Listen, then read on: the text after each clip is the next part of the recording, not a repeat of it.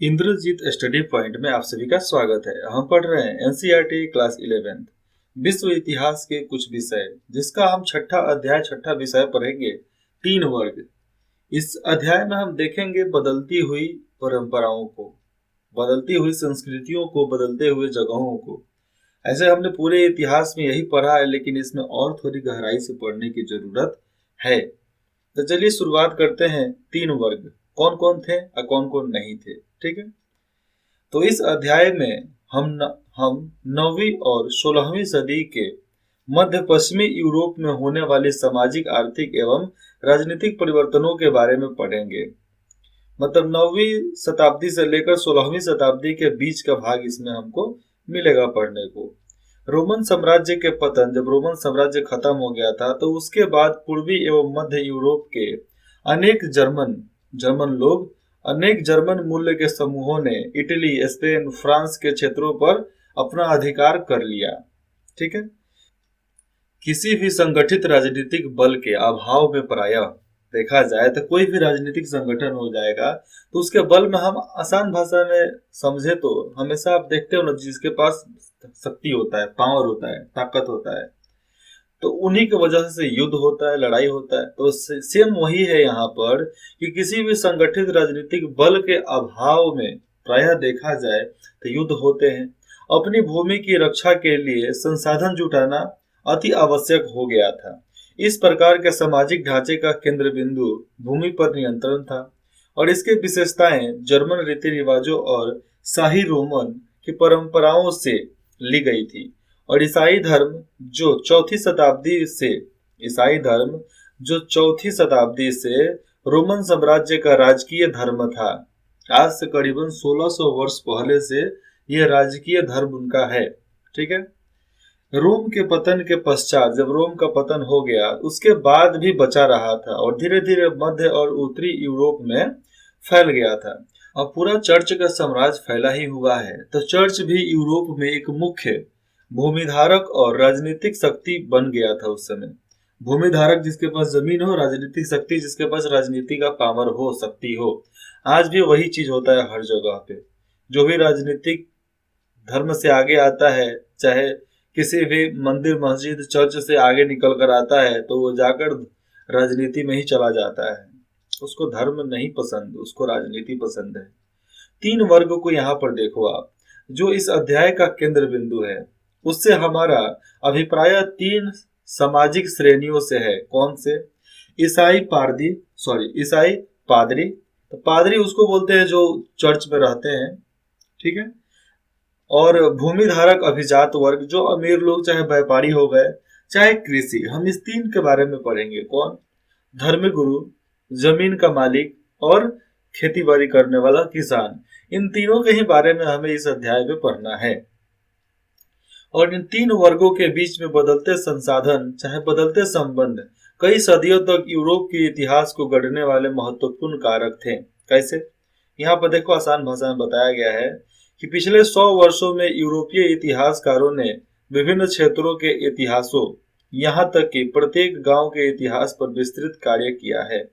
और ऐसा इसलिए संभव हो पाया है क्योंकि भूस्वामियों के विवरणों, मूल्यों और कानूनी मुकदमों जैसे बहुत सारी सामग्री दस्तावेजों के रूप में यहाँ पर उपलब्ध है। सब सबूत हमें मिलते हैं। उदाहरण के लिए हम देखेंगे, क्या देखते हैं कि चर्चों में मिलने वाले जन्म, मृत्यु और विवाह, चर्च में मिलने वाले जन्म, मृत्यु और विवाह के अभिलेख, मतलब पहचान पत्र, जन्म प्रमाण पत्र, मृत्यु प्रमाण पत्र और विवाह का मैरिज सर्टिफिकेट, ठीक है। ये चर्च में भी मिलते थे, वही आज अदालत में मिलता है आपको। तो अभिलेखों की मदद से ही परिवारों और जनसंख्याओं की संरचना को समझा जा सकता है। आम भाषा में ऐसे ही उस समय होता था। और चर्चों से प्राप्त जितने भी अभिलेख मिले हैं, व्यापारिक संसाधनों के बारे में सूचना दी। और जो चर्च से अभिलेख मिले लिखा हुआ, वो व्यापारिक संस्थाओं के बारे में भी सूचना दी। और गीत और कहानियों द्वारा हमें त्योहारों और सामुदायिक गतिविधियों के बारे में बोध कराया, मतलब बताया। हमें समझने को मिला किससे? अभिलेखों से, कि ऐसा ऐसा भी होता था।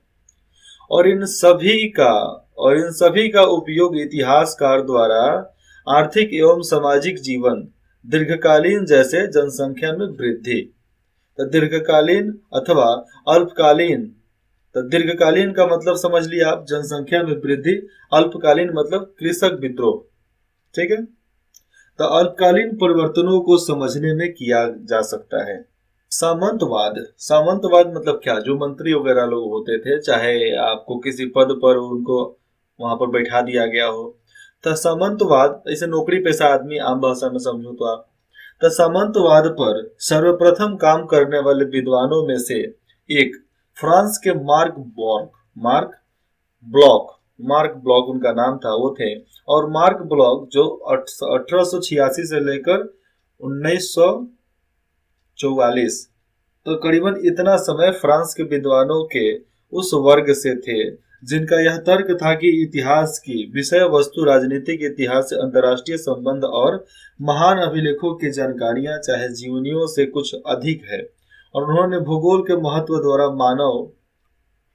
मानव इतिहास को गढ़ने पर जोर दिया, जिससे जिससे कि लोगों के समूहों का व्यवहार और रुख समझा जा सकता है। और ब्लॉक का सामंती समाज जो था, यूरोपीय विशेष कर देखा जाए तो 900 से लेकर 1300 के मध्य फ्रांसीसी समाज के सामाजिक संबंधों और श्रेणियों, भूमि प्रबंधन और उस काल की जन संस्कृति का असाधारण विवरण यहाँ पर देता है। असाधारण जो कोई नहीं दे सकता है, साधारण जो मतलब समझो कि आप असंभव था उसको भी यहाँ पर विवरण के रूप में बता दिया है, सब किसी को डिटेल्स में बता दिया है। द्वितीय विश्व युद्ध में देखा जाए तो नाजियों द्वारा गोली मारकर हत्या करने के कारण उनके द्वारा किए जा रहे शोध और अध्यापन कार्य का जो अचानक उस पर विराम लग गया, क्योंकि जो नाजियों ने गोली मारकर उनकी हत्या कर दी, किसकी, ब्लॉक की, इसके वजह से जो अध्यापन कार्य था उस पर अचानक ही विराम लग गया, मतलब वहीं पर रुक गया। मध्यकालीन युग, इस शब्द का मतलब आप समझ लो, शब्द का मतलब तो आपको मध्य का ही बताया जा रहा है। तो शब्द 5वीं और 15वीं सदी के मध्य के यूरोपीय इतिहास को इंगित किया गया है, उसको मध्यकालीन युग के रूप में उसको लिखा गया है। ऐसे लिखा भी गया है, इसे बताया भी गया है, आपको ऐसे किताब भी बहुत मिलेंगे वहां पर। सामंतवाद का परिचय, आप यहां से समझो कि सामंतवाद होते क्या क्या थे। इतिहासकारों द्वारा सामंतवाद को इंग्लिश में क्या बोलते हैं, फ्यूडलिज्म। तो शब्द का प्रयोग मध्यकालीन यूरोप के आर्थिक विधिक राजनीतिक और सामाजिक संबंधों का वर्णन करने के लिए किया जाता रहा है। सामंतवाद तो क्या किस चीज के लिए किया जाता है, तो मध्यकालीन यूरोप के आर्थिक विधिक, ठीक है, राजनीतिक और सामाजिक संबंधों का वर्णन करने के लिए किया जाता है। समझ में आया। यह जर्मन शब्द है। कौन शब्द है, जर्मन शब्द है। ये नीचे आप यूरोप का दृश्य देख सकते हैं, ये सब यूरोप के क्षेत्र हैं जो यूरोप में आते थे। देखो कितना बड़ा इसका इलाका है ना। कभी जाना तो मेरे को भी घूम कर बताना कि मैंने गया उधर, मैं गया हूं, ठीक है। फ्यूड से बना है। तो उस समय जो यहाँ पर आपको बताए थे कि जर्मन शब्द फ्यूड से बना है। किसी से, फ्यूड से बना है, ठीक है, जिसका अर्थ होता है एक भूमि का टुकड़ा। और देखा जाए तो यह एक ऐसा समाज को इंगित करता है, ऐसा समाज के बारे में बताता है जो मध्य फ्रांस और बाद में इंग्लैंड और दक्षिण इटली में भी विकसित हुए हैं। आप मध्य फ्रांस में देखोगे, बाद में आप इंग्लैंड में भी जाकर देख सकते हो, और दक्षिणी इटली में भी आपको ऐसा देखने को मिलेगा। मतलब ऐसे लोग समूह देखने को मिलेंगे जो भूमि के ऐसे, फ्यूड का यहाँ पर बात आ जा रहा है ना, फ्यूड तो मतलब साफ आप समझ गए, भूमि का टुकड़ा ऐसा समाज को इंगित करता है जो इस सब इलाके में फैले हुए हैं। समझ में आया। आर्थिक संदर्भ में देखा जाए तो सामंतवाद एक तरह के कृषि उत्पादन को इंगित करता है जो सामंत मतलब लॉर्ड, सामंत और कृषकों के संबंधों पर आधारित है।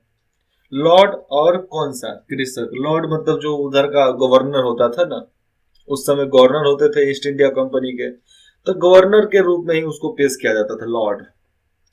तो लॉर्ड और हमारे कृषक समाज, खेती बाड़ी करने वाले किसान समाज के संबंधों को बताता है।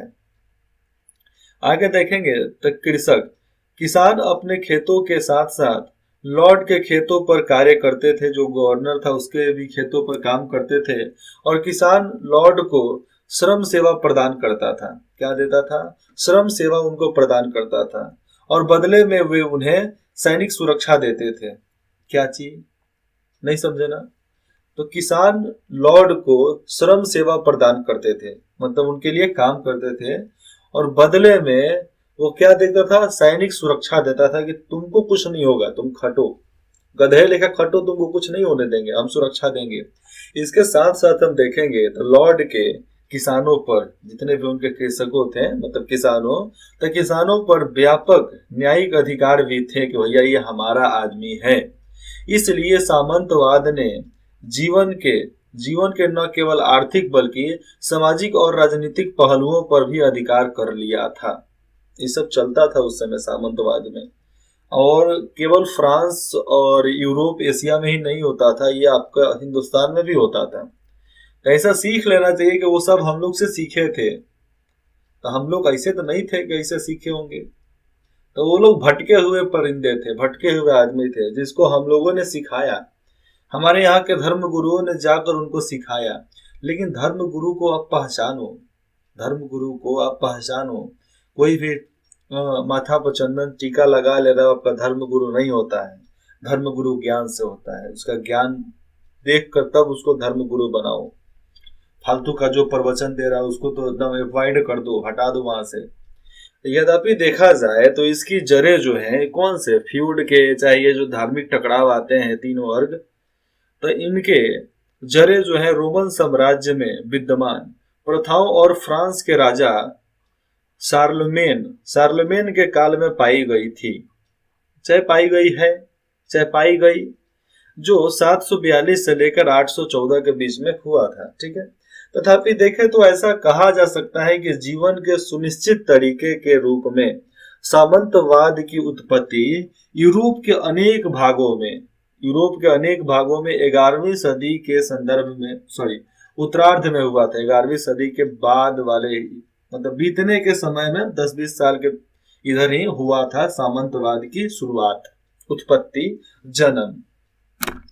अब यहाँ पर देखते हैं तो फ्रांस और इंग्लैंड, किसमें? फ्रांस और इंग्लैंड। चलिए इसका देखते हैं, इसका क्या बीमारी है। तो गॉर्ल जो रोमन साम्राज्य का एक प्रांत था, क्या था? प्रांत मतलब राज्य था। उसमें दो विस्तृत तट रेखाएं होती थी, दो विस्तृत तट रेखाएं, पर्वत श्रेणियां, लंबी नदियां, वन और कृषि करने के लिए, खेती बाड़ी करने के लिए उपयुक्त विस्तृत बहुत बड़ा मैदान हुआ करता था वहां पे। तो उस इलाके में, गौर इलाके में आपको वहां पर तटीय रेखा मिल जाएगी, समुद्र भी हुआ करते होंगे, नदी भी होता होगा, पर्वत श्रेणी मतलब बहुत बड़े बड़े पर्वत भी थे, लंबी लंबी नदियां भी थी, जंगल भी थे, और खेती करने के लिए बहुत बड़ा जमीन भी था। जर्मनी की एक जनजाति फ्रैंक ने गॉर्ल को अपना नाम देकर, किसको? गॉर्ल को अपना नाम देकर उसे फ्रांस बना दिया। क्या बना दिया? जर्मनी की एक ही जनजाति है जो उसको फ्रैंक बोलते थे। क्या चीज? फ्रैंक। तो फ्रैंको ने गोल को, ऐसे गॉल उसको बोला जा सकता है, लेकिन गोल को अपना नाम देकर उसे क्या बना दिया? फ्रांस बना दिया। अब गॉल से हो गया वो फ्रांस। ठीक है। 6ठी सदी से देखें तो यह प्रदेश फ्रैंकिस अथवा फ्रांस के ईसाई राजाओं द्वारा शासित राज्य था। फ्रांस के राजाओं ने इस पर राज किया था। फ्रांसीसियों के चर्च के साथ साथ देखा जाए तो प्रगाढ़ संबंध थे, उनके बहुत अच्छा संबंध थे, जो पोप द्वारा राजा शार्लमेन से, पोप ने उसको मांगा था, किससे? राजा शार्लमेन से। तो उनसे समर्थन प्राप्त करने के लिए उसे पवित्र रोमन सम्राट की उपाधि दी जाने पर और अधिक मजबूत हो गया। कौन? पोप। ठीक है। एक संकरे जलमार्ग, संकरे मतलब पतला सा इलाका, जहां से पतला एकदम नाली जैसा, चाहे बड़ा सा नाला जैसा, जहां से पानी जाने के लिए रास्ता था, लेकिन उसको जलमार्ग बोलते थे। वहां से नाव भी जाता होगा। तो संकरी जलमार्ग के पार स्थित इंग्लैंड स्कॉटलैंड द्वीपों को 11वीं सदी में फ्रांस के एक प्रांत नॉर्मंडी क्या चीज एक प्रांत नॉर्मंडी के राजकुमारों द्वारा जीत लिया गया था। तो नॉर्मंडी के जो राजकुमार थे वो किसको जीत लिए थे? इंग्लैंड और स्कॉटलैंड को जीत लिए थे। वो जो आज इंग्लैंड और स्कॉटलैंड जहां भी आता है उस सब इलाका उन लोगों का था, क्योंकि उन लोगों ने जीत लिया था उस इलाके को। तो फ्रांस का प्रारंभिक इतिहास क्या है, देखो आप यहां समझो। 881 में क्या हुआ था?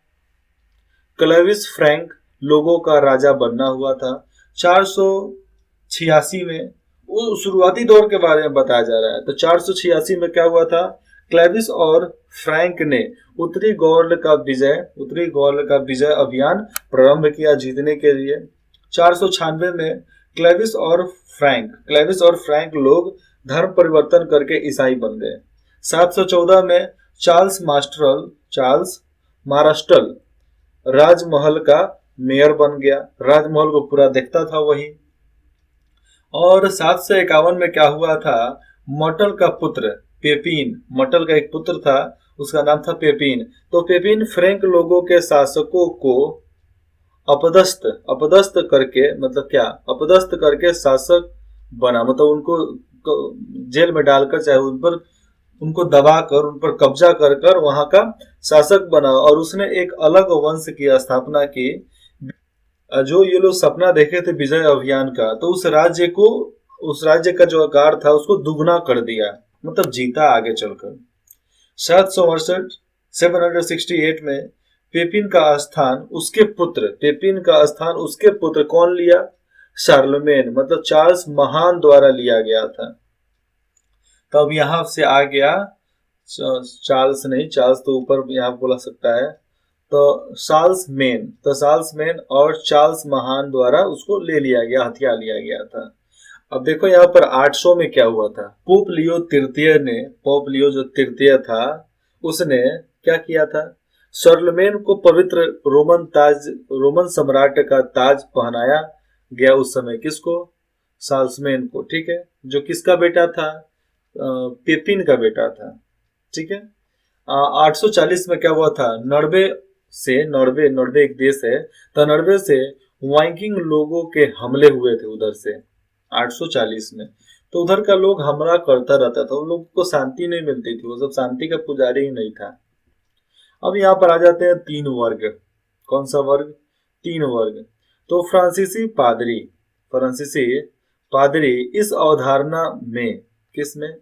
अवधारणा में विश्वास करते थे, मतलब ये बात पर विश्वास करते थे कि प्रत्येक व्यक्ति कार्य के आधार पर 3 वर्गों में से किसी एक का सदस्य होता है।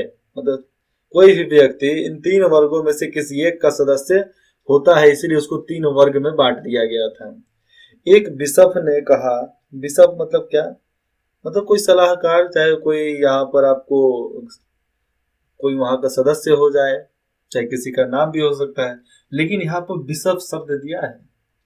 एक बिशप ने कहा यहाँ वर्ग क्रम में, मतलब कोई जो सलाह देने वाला है उसने कहा, चाहे मंत्री भी हो सकता है, तो उसने साफ साफ कहा कि यहाँ वर्ग क्रम मतलब जो बांटा गया 3 भाग में, वर्ग क्रम में कुछ प्रार्थना करते हैं।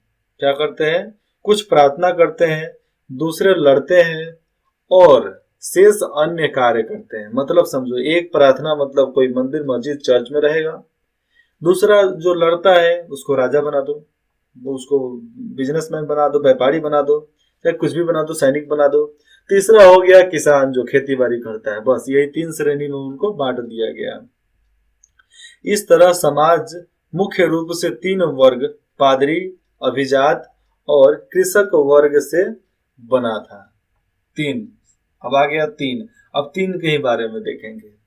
अब यहाँ पर देखो 12वीं सदी में बिंगेन के आवेश हेल्डगार्ड ने लिखा कि, एक राइटर था, उसने लिखा कि कौन चरवाहा अपने समस्त पशुओं, गायों, गधों, भेड़ों, बकरियों को कोई अंतर किए बिना अस्तबल, मतलब जहां पर उनको रखा जा सकता है, तो अस्तबल में रखने के सोचेगा। मतलब आप सोचो, कल्पना करो कि गाय, गधा, भैंस, भेड़ों, बकरियों को बिना अंतर किए किसी एक अस्तबल में रखा जा सकता है, मतलब एक जगह पर उसको रखा जा सकता है? नहीं रखा जा सकता है ना। आम भाषा में समझो कि 3 लड़ाकों को किसी एक घर में रखा, एक रूम में रखा जाना चाहिए? नहीं। आप हो गए, आपकी गर्लफ्रेंड हो गई, आपको एक रूम में नहीं रहने देना चाहिए, क्योंकि आप लोग पढ़ोगे नहीं, आप लोग कर्म कांड करने लगोगे। इसीलिए यहाँ पर ध्यान दो। आगे देखेंगे तो इसलिए मनुष्यों में भी अंतर स्थापित करना आवश्यक है। यहाँ पर साफ बताया जा रहा है, इसीलिए मनुष्य को भी अंतर स्थापित करना जरूरी है, आवश्यक भी है। क्यों? क्योंकि इससे वह एक दूसरे को तबाह ना करें। तो ये कारण था जिसको समूहबद्ध बांट दिया गया, लेकिन उसी समूहबद्ध को आज जातिबद्ध कर दिया गया है, उसको जाति में बांट दिया गया है। ईश्वर अपने रेवर में अंतर रखता है, ईश्वर अपने रेवर में अंतर रखता है, मतलब अपने लोगों में अंतर रखता है, चाहे स्वर्ग पर हो चाहे अथवा पृथ्वी पर हो, सब में अंतर होता है। कुछ लोग ज्यादा उजले होते हैं, कुछ लोग कम उजले होते हैं, और कुछ लोग मीडियम उजले होते हैं, कुछ लोग काले होते हैं, कुछ लोग पूरा काले होते हैं, कुछ लोग एकदम मुर्गा का छिलल चाम लेखा होता है। अंतर तो है। कुछ लोगों का दिमाग अच्छा है, कुछ लोगों का दिमाग कम होता है, कुछ लोग दिमाग से अट्रैक्टिव सोच लेता है, कुछ लोग दिमाग से कम सोच पाता है। तो अंतर तो बनाया उसने, क्योंकि उसके प्रकृति के अनुसार ही उसको बना दिया, और उसके द्वारा सबको प्यार मिलता है। ईश्वर अलग अलग बनाया, लेकिन हर किसी को प्यार मिलता है, परंतु उनमें कोई समानता नहीं होती है, क्योंकि हर किसी को पैदा करने वाली माँ होती है, और माँ ही सबसे पहले प्यार करती है, और उसी से प्यार मिलता है जगत में हर किसी को। तो यहाँ पर कहने का मतलब यही है कि ईश्वर ने हर किसी को बनाया, लेकिन बनाते बनाते एक चीज जरूर दे गया, बचपन से ही आपको प्यार दे गया। एक लाड एक दुलार आपको यहाँ पर महसूस हो, इसीलिए ऐसा व्यवस्था किया गया कि एक बच्चे को जन्म एक नारी ही दे सकती है, बाकी कोई नहीं। फीमेल दे सकती है बस, चाहे वो जानवर हो चाहे वो इंसान। यहाँ पे देखो ओबे, तो ओबे शब्द जो है सीरिया के अबा से लिया गया है। किससे? अबा से लिया गया है, जिसका अर्थ होता है पिता, अब्बा, अब्बा। ठीक है, अब्बा से लिया गया है जिसका अर्थ होता है पिता। ये मुसलमानी शब्द है। ठीक है। एबी मतलब एबट या एबेस से संचालित इसको किया गया है। तो अनेकों प्रकार के अलग अलग शब्द भी इन लोगों का है, और इन दोनों को मिलाकर एक शब्द बना दिया गया अबे। अबे अबे अभी आप हिंदुस्तान में जाकर अबे बोलोगे तो लोगों को लगेगा गाली भी हो रहा है, गाली दे रहा है। आप यूपी बिहार में चल जाओ, अबे सुन, तो लोग समझ जाएगा कि ताऊ में बोल रहा है, पीटो इसको। तो भाषा भाषा का अंतर होता है, भाषा बिगड़ेगा तुम कुटा जाओगे बेटा। दूसरा वर्ग देखो यहाँ पर अभिजात वर्ग। पहला वर्ग प्रार्थना करने वाला तो ठीक है, दूसरा वर्ग अभिजात वर्ग देख लेते हैं। तो पादरियों ने स्वयं को प्रथम वर्ग में तथा अभिजात वर्गों को दूसरे वर्गों में रखा, परंतु वास्तव में देखा जाए तो सामाजिक प्रक्रिया में अभिजात वर्ग की महत्वपूर्ण भूमिका उनकी ज्यादा होती है, क्योंकि जो अभिजात वर्ग के लोग होते हैं सबसे ज्यादा उन्हीं का काम होता है। जो प्रथम मानते हैं प्रार्थना करने वाले लोग, इन लोगों का स्थान तो सबसे नीचे होना चाहिए, बीच में समझ लो होना चाहिए। ऐसा भूमि पर अनेक नियंत्रणों के कारण था, और यह जो था वेस्लेज नामक एक प्रथा के विकास के कारण हुआ था कि सबसे ऊपर हो बाकी सब दूसरा। और यहाँ पर आपको मालूम चलता है कि ब्रह्मा के वजह से एक बड़ी विराट मनुष्य पैदा हुआ भारत में, जिसके मुख से ब्राह्मण, जिसके भुजा से क्षत्रिय, जंघा से मतलब जांग से वैश्य मतलब व्यापारी, चाहे जो भी काम करने वाला हो गया, और जो पैर होते हैं तो पहुंचे से क्षुद्र पैदा हुए, जिसका मतलब होता है किसान, आम जनता, ये क्षुद्र हैं। मतलब हम भी बोलते हैं भैया, हम भी शौक से, हम भी क्षुद्र हैं। हाँ सही बता रहा हूँ। तो ऐसे ही इधर बांटा गया, उधर के लोग किससे बांटते थे? लोग बैसलेज से बांटते थे लोग। तो उनकी बैसलेज नामक प्रथा थी। हमारी जो प्रथा है ब्राह्मणवादी है। कौन सी? ब्राह्मणवादी। तो फ्रांस के शासकों के बारे में यहाँ पर आ जाता है। तो फ्रांस के शासकों का लोगों से जुड़ाव एक प्रथा के कारण हुआ था, प्रथा के कारण था, जिसे बैसलेज कहते हैं। किसे? बैसलेज। तो बैसलेज शायद इधर राजा की तरफ से ही अपनाया जाता होगा, चाहे इन प्रार्थना करने वालों की तरफ से। और देखा जाए तो यह प्रथा जो था, जर्मन मूल्य के लोग, जिसमें से फ्रैंक लोग भी एक थे, उनके सामने उनके सामने रूप से विद्यमान हुआ, मतलब उनके सम्मान रूप से यहाँ पर सामने आ गया कि वो है, तो इसलिए सामने आ गया। वेस्लेज याद रहेगा, वेस्लेज प्रथा। और बड़े भूस्वामी, जितने भी बड़े बड़े जमींदार मालिक होते थे, अभिजात वर्ग राजा के अधीन होते थे, राजा का अधीन काम करते थे, जबकि कृषि खेती करने वाले किसान भूस्वामियों के अधीन होते थे, वो जमीन के मालिकों के अधीन, उसके नीचे काम करते थे। अभिजात वर्ग जो होते थे, राजा को अपना स्वामी मानते थे, मतलब राजा को ही सब कुछ मानते थे, बाकी किसी को नहीं। इंग्लिश में बोले तो सीनियर मानते थे, ठीक थे। और वे आपस में वचनबद्ध होते थे, वचन देते थे कि भैया हम आपकी सेवा करेंगे। हम इस तरह भारत में बोलते हैं, हम भारत की अखंडता को सुनिश्चित करते हुए हम वचन देते हैं कि भारत की एकता और अखंडता को सुनिश्चित सुरक्षा करेंगे इसकी। तो ऐसे वचन दिए जाते हैं ना, तो वो लोग भी राजा के नीचे आकर वचन देते थे कि हम आपकी वफादारी के लिए कुछ भी कर सकते हैं। यहाँ पर देखो, सीनियोर चाहे लॉर्ड, ठीक है, एक ऐसा शब्द से निकला है, एक ऐसा शब्द से निकला है जिसका अर्थ होता है रोटी देने वाला, मतलब मालिक, रोटी देने वाला। दास मतलब वैसल, और दास को स्लैब्स भी बोला जाता है, मतलब गुलाम। तो दास की रक्षा करता था। कौन सा दास की रक्षा करता था? अभिजात वर्ग लोग भी दास की रक्षा करते थे, और बदले में वह उनके प्रति निष्ठावान रहते थे। और बदले में जितने दास नौकर गुलाम होते थे, वो मालिक का क्या निष्ठावान, मतलब उन्हीं के नीचे करके उसको प्रभु मानकर, प्रभु तो नहीं ही बोलेंगे, मतलब उसके अधीन काम करते थे। और यही तरीके पर देखेंगे तो इन संबंधों में व्यापक रीति रिवाजों और शपथों का विनियम शामिल था। अलग अलग प्रकार के रीति रिवाज और शपथ लेना, ये सब शामिल था उन संबंध को जोड़ने के लिए, जो कि चर्च में बाइबल की शपथ लेकर की जाती थी। चर्च में ही होता था बाइबल की शपथ लेकर। अभी भारत में गीता और रामायण, ऐसा गीता ही समझ लो, एक गीता की किताब है जिस पर हाथ रख कर कसम खिलाया जाता है हर किसी को, चाहे कोर्ट हो चाहे कुछ भी, चाहे भगवान जी का। इस समारोह में देखा जाए तो दास को उस भूमि के प्रतीक के रूप में, जो कि उसके मालिक द्वारा एक लिखित अधिकार पत्र या एक छड़ी या केवल एक मिट्टी का डला दिया जाता था। मतलब यहाँ पर देखो, इस समारोह में होता क्या था, जो दास होता था उसको प्रतीक के रूप में मालिक द्वारा कुछ अधिकार पत्र दिए जाएंगे, चाहे कुछ भी हो जाए, अधिकार पत्र उसको देना ही है। जमीन दे रहे हैं तो भूमि के प्रतीक के रूप में, तो भैया भूमि तुम्हारा, इसके लिए कुछ आपको पहचान पत्र, अधिकार पत्र दिया जा रहा है।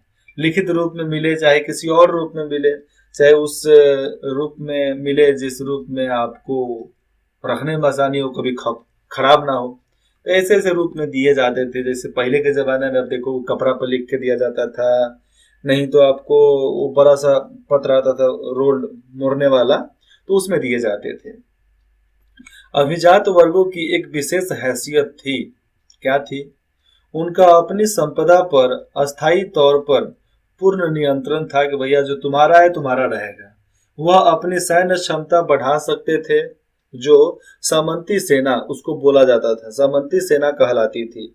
वे अपना स्वयं का न्यायालय लगा सकते, दरबार लगा सकते हैं, चाहे लगा सकते थे, अभी भी होता है, कहीं कहीं है जहां पर दरबार लगता है। यहाँ तक कि अपनी मुद्रा भी प्रचलित कर सकते थे, यह हमारी मुद्रा है, इसी में व्यापार होगा। वे अपनी भूमि पर बसे सभी व्यक्तियों के मालिक थे, जो भी व्यक्ति उनके जमीन पर हो उन सबके मालिक थे। वे विस्तृत क्षेत्रों में, बहुत बड़े क्षेत्रों के स्वामी भी थे, जिनमें अनेक घर हुआ करते थे, जिनके निजी खेत होते थे, जोते और चरागाह। और यहाँ पर देखो, जोते जाने वाले खेत, चाहे गाय भैंस बैल चराने वाला चरवाह खेत, ठीक है, चारागाह कुछ। और यहाँ पर देखो, उनके असामयिक कृषक, जो उनके शायद फेवरेट कृषि जो होते होंगे, किसान जिनका अपना जमीन होता होगा, तो उन किसानों के घर और खेत होते थे। और उनका घर जो था मैनर कहलाता था। घर क्या कहलाता था? मैनर। मैनर क्या होता है आगे हमको इसके बारे में डिटेल्स में समझ में आएगा, बहुत विस्तृत विस्तार से पढ़ेंगे नीचे हम लोग, ठीक है। उनके व्यक्तिगत भूमि किसानों द्वारा जोती जाती थी, जिनको आवश्यकता पड़ने पर युद्ध के समय पैदल सैनिकों के रूप में कार्य करना पड़ता था, इसलिए पैदल सैनिक भी जाते थे उस तरह। और साथ ही साथ अपने खेतों पर भी काम करना पड़ता था, उनके खेतों पर भी काम, अपने खेतों पर भी काम, का अलग अलग काम उन लोगों का बटा हुआ होता था, वैसे ही काम करते थे। अगले भाग में हम पढ़ेंगे मेनर की जागीर। मेनर की जागीर मतलब जो जमींदारों के साथ काम करने वाले लोग हो जाते थे, उनका भी अपना जमीन होता था, तो उनके जागीर, उनके कारोबार के बारे में यहाँ पर पढ़ने को हमें मिलेगा, ठीक है। आप सभी को कुछ भी डाउट हो, दिक्कत हो, आप बेझिझक हमें बता सकते हैं कमेंट करके। इंद्रजीत स्टडी पॉइंट में जुड़ने के लिए आप सभी का बहुत बहुत धन्यवाद।